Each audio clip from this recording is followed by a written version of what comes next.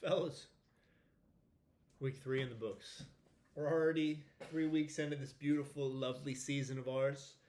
First 2 trades occurred. Omar was part of both of those. We'll break it down. We'll go trade, recaps of last week, predictions for this upcoming week, future of the league. You'll see here both trades pop them up on the screen right here for you. First one, yesterday, Omar and Char. Keenan Allen for Tony Pollard, basically because Rashid Shaheed was a drop. I think it makes sense for both teams, kind of. Omar, I don't really understand now having another Chargers receiver, but maybe they'll end up trading Ladd, or maybe they'll both be good. Char, I get the need for an RB2. He did not have one with Aaron Jones going down. Checks out. Makes sense to me. Another trade today, we had Chad and Omar. Chad trading away Derrick Henry and Jameson Williams, receiving Jalen Warren, Chris Godwin, and Courtland Sutton. I think this makes sense. 2 people just trying to spruce up the locker room, bring in some new blood. I see the vision on both parts.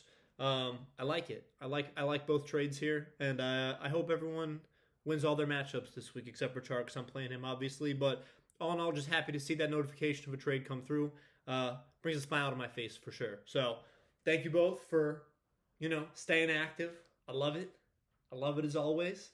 We've done the trades. Our winner and loser of the week. On average, the videos were about, if you add them, we're about 6 minutes. Stearns was about 30 seconds. So we're going to give you the loser of the week first. Sky McBride, who sure did have a lot to say. Sky, let's hear from you. What happened? Good evening, gentlemen. Coming to you from my bed after a embarrassing 82.54 points scored this week. Never a video you want to make. Probably one that was due. It was coming. We've not been a high-scoring team. We've not been a good team, and the locker room knows it. So we're gonna break down. We're gonna break down the draft. We're gonna break down how we got to this point, and we're gonna talk about the future. Starting out in the draft, I'm not gonna lie. I felt okay coming out of it. Started with CD, Brian Thomas, Jaden Daniels, and then Trey McBride. I thought that was going to be a pretty solid top 4. They all produced well last year, and it ended on draft day because it just went downhill from there. CD, he did his thing first 2 weeks. He's a good player. But then, the Cowboys decided to do a outside handoff with their alpha wide receiver, which was a bit of a head scratcher.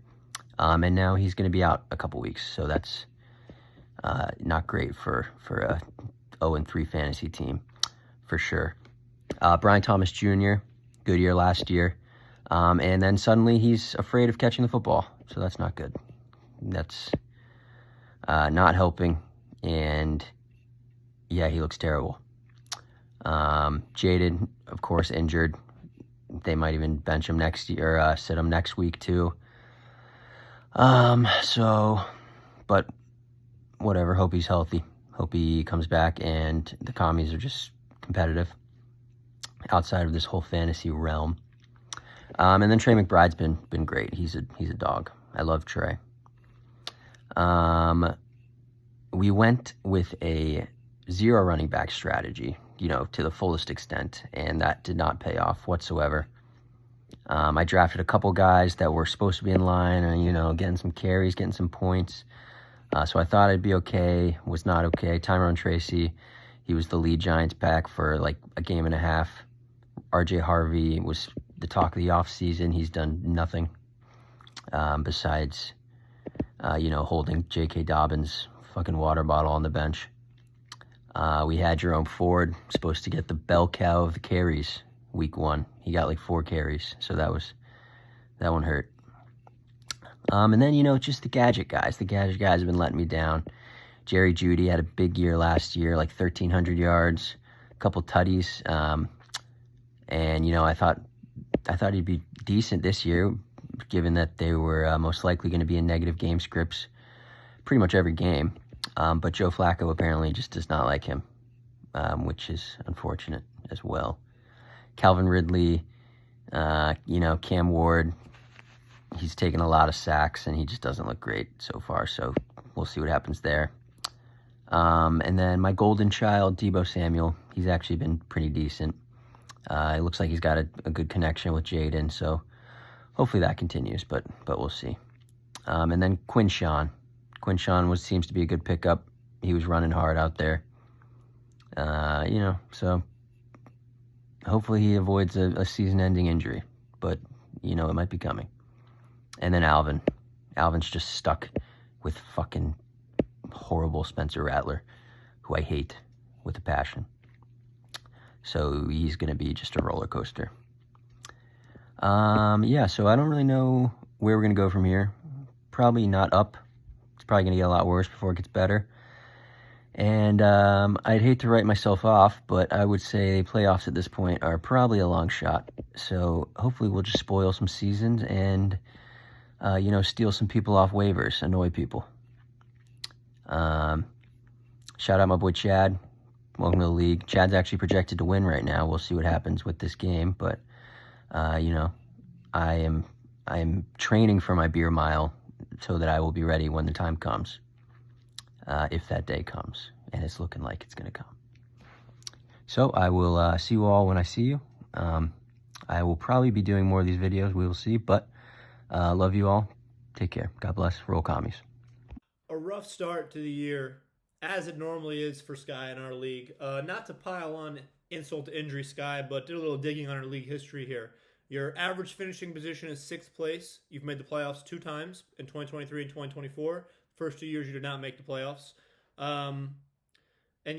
You've yet to win a playoff game. So 0 top 3 finishes, 2 playoff appearances. And I don't think that's changing this year.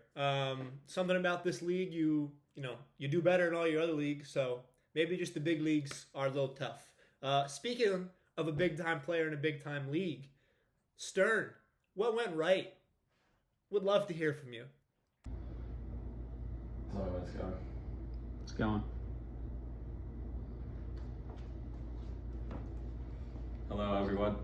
I scored the most points in fantasy this week, largely due to this man, Jalen Hurts.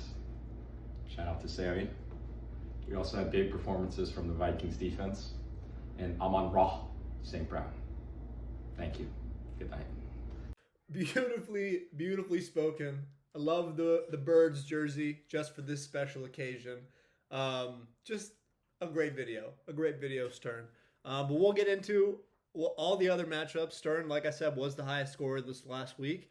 I'm getting this pulled up right now. Dropped about 171. Sami was close second. So Sami, no Jalen Hurts hater, right on his tail. But yeah, Stern does get the win, 171 to 139. That was our highest cumulative score. But we'll get into the matchups like we always do. We always get into them, don't we? So let's dive in, shall we? All right, before we get into the specific matchups, here's how I did this last week. 3-2. We're climbing our way back. Sean, Sami, Noto, Ben got your guys' game wrong. 0-3 on Ben games so far. 3-0 in Char games. Everyone else are somewhere in the middle. Omar, I got your game right for the first time. Congrats on a win. Let's get into our very first matchup, shall we? Which was Char and Jack. Not close at all. Jack, bottom 3 in scoring. We did have 3 people that did not top 86 points. So honestly, a Jack Chad matchup this week would have been crazy, 86.92 to 86.22. Jack basically only had Caleb Williams score points, 29. Jalen Waddle had 15. He started the Ravens defense for some unbeknownst reason to me, who got him -6. I think that's the second time this year Jack has started a defense that's gotten him negative points, which is just crazy. Just play a different defense, dude. Javonte with 12. Everyone else was less than 10. Brock Bowers has been less than stellar to start the year. For where you take him in the draft, he was a second-round pick. Currently sitting as the tight end 8, so not great. Saquon only with 9. Did he lose it? Did he lose it from last year? He doesn't look like he has that burst anymore. Chuba only with 9. Diggs has not found his way. I think he's still nursing his knee injuries, ramping his way back up. But, tough sledding for Jack, 86 points. Char, looking solid again. Top 4 in scoring. pretty balanced effort. JSM with 20, Josh Allen with 23, CMC with 24, Puka with 22, Jawan with 11, Tet with 8, Agbuka with 15. Probably should have been more. He had a catch at the end. They didn't rule a catch, but it was a catch. And then Ramondre obviously is the worst running back in the history of football with 5 points. I see why Char traded for running back, but this was not close. I don't think it was our most lopsided matchup, but it was a 50-point schmacking. So not good for Jack. Char 3-0, second place after Stern, who's our other undefeated team. Jack drops to 1-2, currently sitting in 8th place. Matchup 2, Sami and Sean, and this was a full-on schlacking beatdown, 166-104, not close in the slightest. This was one of the games I got wrong. Sami all of a sudden kind of looks like a juggernaut, I'll be honest. Jordan Mason's the RB1 in Minnesota now. Omar in Hampton looks very good. Najee, RIP. Trey Benson's the RB1. Quentin Johnson is looking like the wide receiver 1 in LA, and he got him off the waivers. So, and he's getting Jordan Addison back from suspension this week too. So Sami's team's just looking like a wagon right now. Obviously, tight end is a weak point for him. Dalton Kincaid had a good week last week, 17 points, but he's pretty touchdown dependent. But that's how it goes for tight ends most of the time, honestly. So 166, 5 points off the leading scorer. Sami comes up to 2-1. Sean, after being the winner of the week last week against me, comes crashing back down to earth. 104 points after putting up 160 last week. He was led in scoring by Kyron with 19, Devontae with 14, Tyreek with 15, A-Kane with 16, and then no one else broke 10. Brees Hall only with 9. Malik Neighbors obviously the biggest disappointment. Wouldn't have mattered. He wasn't going to score, 64 points, but only 3 points, 2 catches. No wonder Russell Wilson got the bench. It's a new era. It's Jackson Dart time in New York. So yeah, Sean does hit the L. I believe the first week he played the winner of the week as well. So he had winner of the week, me, winner of the week. So that's how it goes for Sean, honestly. He always has the most points against him in this league somehow. It doesn't matter. Doesn't matter. He just always has it. So, yeah, Sami looking like a wagon right now. 2-1, third place. Sean drops to 1-2, currently sitting in 7th. Third matchup, our winner of the week who we already heard from in his very long-winded, eloquent, beautiful video, Stern, against Corndog, 171-139. Corndog, top 3 in scoring this week, comes away with an L. That's tough sledding. You hate that. I believe this was Noto's highest scoring performance of the year as well, and he does find himself on the wrong side of this matchup. Stern just always drafts well, always makes the right calls. Jalen with 29, James Cook with 20, DJ Moore with 12. He scored. It was the most open I've ever seen a receiver. Pickens with 18, Ferguson with 21. Amon-Ra, as he said, 20. DeAndre Swift with 10, and then obviously Vikings defense with 32 points, I think was the play of the week. Even if his defense gets 0, I think he still wins this game. But 32 points from a defense, you're not going to lose if your defense scores 32 points in most cases. So just really good from Ben. He's 3-0. I believe he's already surpassed his win total from last year. Congratulations to you, good sir. Noto on the other side, like I said, 139 was top 3 in scoring, wasn't enough to get it done. Garrett Wilson looked really good with Tyron in at QB, 24 points. AJ Brown with 23. The Eagles threw the ball a little bit. Bucky with 14. Bijan with 16. Obviously, tight end has been his weakest piece this whole year. Evan Ingram didn't play. He had to play Kyle Pitts, only 8 points. Jacoby with 9. J.K. Dobbins with 15. He made a good defense play with the Seahawks with 17. Didn't matter. Came up, got an L here. So Stern, one of 2 undefeated teams, 3-0, first place. Corndog drops to 1-2, currently sitting in 6th. Fourth matchup, and this was real stinky, guys. This was real stinky. 97-86. Neither of these teams break 100, but someone's got to win, right? Omar gets the win, 97-86. I actually don't know if Chad has broken 100 this year, so I do kind of want to check that actually. Give me 1 second, fellas. I'm doing some investigative journalism on the fly. So Chad, no, he did. He was 103 week 1, 98 last week, 86 this week. So downward trend for sure. Very downward trend for sure. Not what you want. But let's get into the matchup. Yeah, not good. Not a lot of highlights here. Omar did play the Bengals defense, who got -1 points, which was an interesting play. It didn't matter. Cortland Sutton with 23. Daniel Jones with 15, Jalen Warren with 13, ETN with 11, Drake London with 10, and then everyone else is pretty bad. Jamar with 8, Travis Kelce with 6, Lab McConkey with 8. He does lose James Conner for the season as well, and he traded away Tony Pollard. So he's down some running backs. I know he made some trades. He's got Derrick Henry in the locker room now, but looking slim on the running back standpoint for sure. On Chad's side of the matchup, just incapable of playing the right people, it seems like. Cam Scatabo with 24 on the bench. He started Troy Franklin over him, who had 2 points. And then Alec Ayomanor with 13 on the bench. Again, started Troy Franklin and Marvin Harrison Jr. over him, who Marvin Harrison Jr. has not been good just in general throughout his career so far, in my opinion. And then Scary Terry, apparently going to see a specialist today. Might have a sports hernia. That would not be good for Kami's fans and for Chad's fantasy team. Chad already sitting at 0-3 alongside Sky. Can't really afford any injuries. I know he's got some new blood in the locker room. I'm hoping that's going to shake things up for him. But, you got to see maybe Chad make some more changes. I don't think Bo Nix is the answer. He probably needs a new QB. Get some new blood up in there. But, yeah, tough sledding. Omar comes away with a win. 2-1, 5th place. Chad drops to 0-3, 10th place. Our final matchup, me and Sky, 125-85. This was not a very particularly close game, largely in part due to CD going down with injury on like the first play of the game. So he clogs up a roster spot projected for 20, leaves with 0. Just not fun for anyone really.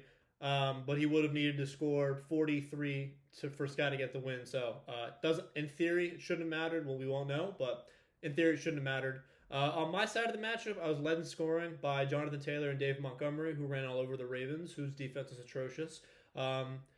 Baker with 17, JJ with 12, Mike Evans with 13. He's going to be on the bench, pulled a hamstring, classic Mike Evans. Harold Fannin Jr., who was released today after we picked up Hunter Henry for a revenge game against Char. Zay Flowers only with 3 points. Pretty meh, I'd say. Meh from my side of the ball, 125. I think I was 5th in scoring. So lucky with the matchup for sure. 5th or 6th in scoring. I was lucky with the matchup for sure. And we're just happy to get a win. We're happy to leave with a win. Sky, he was a loser of the week. So here we already heard from him about what happened to his team. So I won't delve too much into it. But yeah, not good at all when the Bucks defense is tied for your leading scorer with 16 points. You're not going to win a lot of games doing that. And Sky has not won any games. 0-3, 9th place. He has the point differential on Chad. I'm 2-1, 4th place. Sami has me on the point differential, but I don't think I'm going to catch him. So we're just happy to be here. We're happy to be at 2-1 right now. But that's last week. Last week's now in the past. Let's move forward. What do we got week 4? Let's look into it. First matchup, Sean and Stern. Sean comes in at a 7-point favorite, projected for 139. That is good for the second highest projection out of anyone this week. And we're going to dive into it. We got Malik Neighbors, who I think probably should be better. With Jackson Dart, it'd be hard to be worse than last week. I don't think Sean has made any changes to his lineup from last week. Packers defense, I feel like he's just rolling with them every week. Jordan Love, he said he's not going to bench anymore. A-Kane and Tyreek both going up against the Jets on Monday night, which that's a stinker of a game, but it is what it is. Devontae is looking actually pretty good this season, currently sitting as a wide receiver 13. And then Tucker Kraft, who there were reports he was, his knee was blew out. He was going to die basically, and then he ended up playing, which was, fine. But it is what it is. It was a wash last week, right? But I'm not going to say Sean's in must-win territory because we're only in week 4. But it's not good that, his schedule has been rough. Char, Sami, and now he's got Ben, who's the first place undefeated team. On Ben's side of the matchup, I already know Ben hasn't made any changes because Ben rarely makes changes to his matchup. You got Jalen against Tampa, Genty, who still hasn't looked good against Chicago, James Cook, the RB3, going against New Orleans. We got DJ Moore, Pickens, who's the new wide receiver 1. That's actually going to be interesting to watch. The Pickens, Jake Ferguson going up against Sean's Green Bay. Beloved Packers. That's going to be interesting to watch just from a fan perspective. And also this matchup, because that game has a lot of implications for this matchup. Amon-Ra against Cleveland, Swift against the Raiders, and then the Vikings defense going against Pittsburgh. I don't know if he's going to swap them out. I feel like I'll leave him in. Pittsburgh's offense has not been super high-powered this year. I don't think I can pick against Stern because he literally hasn't lost yet this year, so I'm going to ride with Stern, but I do think this is going to be the highest scoring matchup of the week, as Sean's matchups normally are, but I will be picking Stern here. So, yes, unfortunately for Sean, the schedule maker has it out for him, whoever that is. I think it's going to be Stern. Second matchup. This is going to be the stinky matchup of the week, which is Chad and Jack. Chad comes in at a 1.9 point favorite with a bunch of new players, new blood in the lineup. He currently has Trey Tucker in. I wouldn't be surprised if he ends up switching that out for someone. He does have Chris Godwin on his lineup now, but he's got basically a whole different lineup than he did last week. So these are new people. Jalen Warren, he's got Cam Scatabo, he's got Trey Tucker. I think Cortland Sutton's new to his team. Those are all in the starters, and now he has Chris Godwin on the bench too. So he's basically got a brand new, refined look. Comes in at a 1.9 favorite against Jack, and I know it's early in the year. I don't want to say we're in must-win territory, but if you're Jack and you lose this matchup, you're 1-3 against the last place team. After a loss on that, your schedule only gets tougher. This is probably a must-win for Jack. And if I'm Jack, I'm looking to make some trades because his team's not looking too primed right now. T. Higgins and Diggs, both in the starting lineup. That's tough for sure. Right now, he's got the Ravens defense in against the Chiefs. The Ravens defense is literally ranked last in the NFL, 30 out of 30. So, not really sure. And, that'll do it because I think he started against Buffalo. -7, 15 last week against Cleveland, -6. They have 2 points on the season. So, Chad doesn't want me to pick him. I know that he doesn't. And I know that I picked him last week. But I do think he's going to win this game. I think he's going to, he'll be good. I think he gets in the win column here. He's not going to be winless after this unless Jack makes some trades. Maybe Chad tries to trade for a quarterback as well. I'm not a believer. I've been on record for not being a believer, and I think he's not having a very good season. I think Chad maybe makes some more trades. Maybe Jack makes a couple trades, and my whole video is null and void. But what I'm seeing right here, I got to go with what I'm seeing. And right now, I see T. Higgins, Jalen Waddle, Stephon Diggs, and the Ravens defense on one side of the matchup, and I don't see those players on the other side. So I'm going to go with Chad in this one. Third matchup, we got Sami and Sky. Sami, the new juggernaut of the league, and Sky, whose team is really hurting, for sure. Sami comes in at about a 15-point favorite, 135 to 120. He does have Trey Benson in the lineup after James Conner went down. He's got the Cardinals running back 1. He's got Omar Hampton back in the lineup. So that means he's benching QJ, he's benching Kenneth Walker, he's benching DK, Devontae staying on the bench. So he's got a lot of depth. We know this. We know that his team's very deep. He hit in a lot of his picks. Jordan Mason stays in the lineup, going all the way overseas, playing Pittsburgh.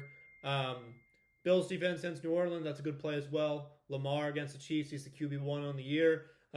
Just a good team, solid team, Sami. You've done a nice job here. On Sky's side of the matchup, his saving graces right now are Quinshawn, who Chad drafted and then dropped, and Sky picked him up, and Trey McBride. BTJ is a Shane. There's a bunch of stuff going on with BTJ. Shane Waldron, I think I might have mentioned him. He was the OC the year before Cooper Kupp broke out, the year before JSN broke out, the year before Rome Odunze broke out. So wherever he goes, just bad things happen to receivers there because he's a horrible offensive coordinator. So after he gets fired, maybe BJ will be good again. I also don't think Trevor Lawrence. I don't think he's good. Yeah, I don't know. It is what it is. He had a much better season last year with my GOAT, Mac Jones, even though he's not working out in New England, 2-0 in San Francisco.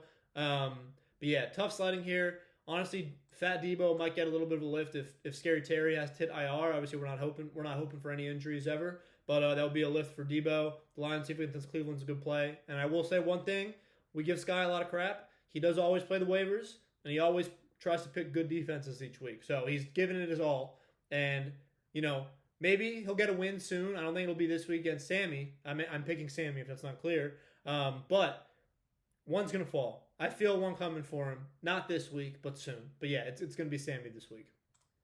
Fourth matchup, 1-2 Noto against 2-1 Omar. Noto comes in about a 12.5-point favorite here.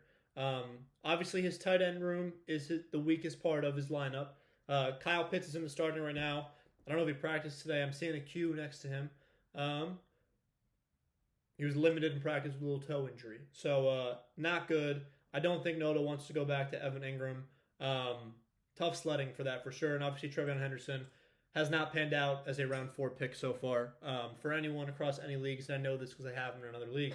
Mahomes against Baltimore, Bijan against the Commies, Bucky against Philly, AJ against Tampa, Garrett Wilson against Miami on Monday, Jacoby against Chicago, J.K. Dobbins is in the starting lineup against Cincinnati.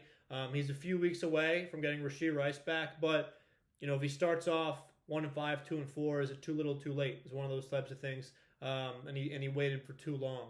He did, like I said, he did this his first year. He drafted D-Hop, who was suspended 7 games, went 0-7. His season was done before he came back.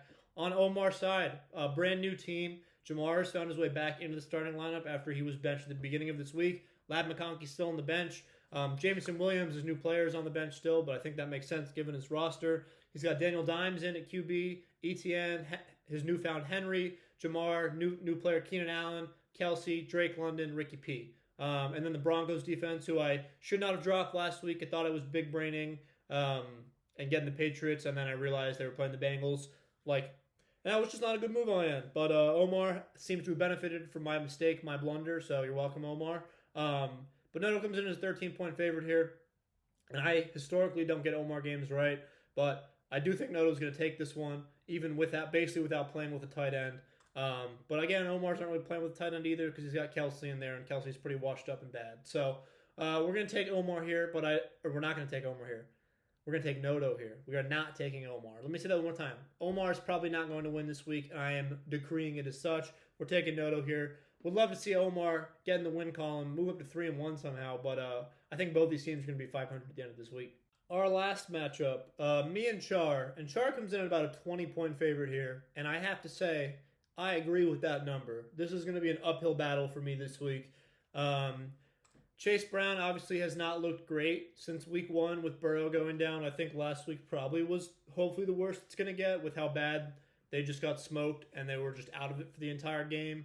And then obviously losing Mike Evans hurts a lot, and losing Kittle has been hurting too. So I'm down picks 2, 4, and 5, which is not great for sure. But we live to see another day. Obviously, Juwan Jennings didn't practice today too. If he doesn't play, I'm going to be in a world of trouble. And I think I'm already in trouble. Like I said, this path to victory is a very difficult one. Drake May, my GOAT, getting the start this week against Carolina. Hopefully he can continue to be putting up top 6 QB numbers. He currently is the QB 6 on the year. Char's side of the matchup, he's just got a real good team, folks. And Xavier Worthy is back. He was a full participant in practice today. CMC, Puka, JSN, Egbuka, and Tet, who did not practice today. So maybe Xavier Worthy gets in for Tet if Tet doesn't play. I don't think it matters. I'm not picking myself here. I think Char is a 20-point favorite for a reason. I'm going to need a miracle to win this week.